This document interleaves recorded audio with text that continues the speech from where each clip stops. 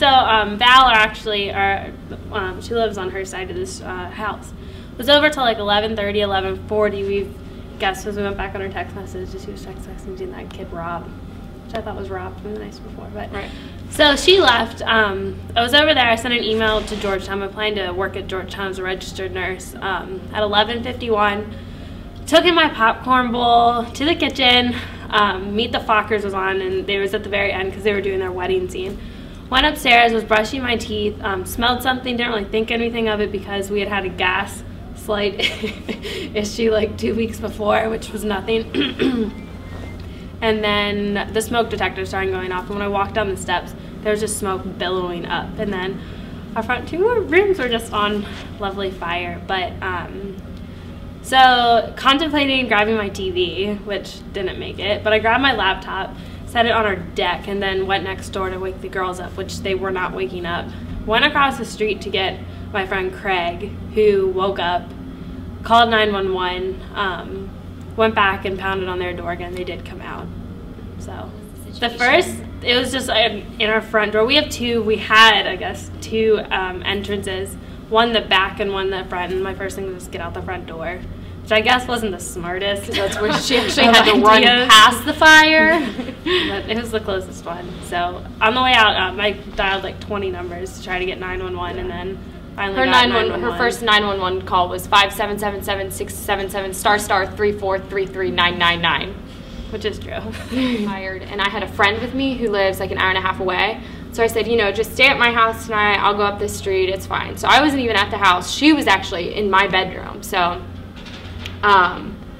she actually ran because I had my phone on silent. She ran all the way up to the street and just like burst into the house and was like, "You guys need to get down here. The house is on fire." And God, the house is on fire. You run down the street, you see all the fire trucks, the smoke coming up, and you're like, "There's my house." I immediately called my mom and was just like, "My house is on fire." "What do you mean my house is burning? How's your stuff?" "In flames."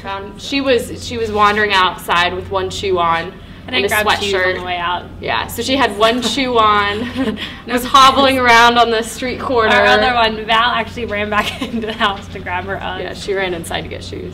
My 32-inch flat screen I just bought for Christmas is gone. None of us have renter's insurance. We're screwed. That was my thought. We're screwed. Which we ended up being covered, for the record. We're all covered except for one of us. We're all covered on our parents' homeowners insurance. Right. So because we're dependents. But so as long as you're a hold dependent. of her and then the 2 other roommates that were out of town. She's from complete scratch. Yeah, I found my Tiffany's. Craig, the guy from across the street, came over and like sifted through my room for like an hour and found my Tiffany's. It was kind of the high point of the week. Titanic. It kind of looks like the Titanic when they first go down and just see all that wet and murky stuff because the insulation is just everywhere and it's all wet. My room pretty much took like the stupid brunt of everything. It did. Your room was the worst. There's just like a hole on the side of it.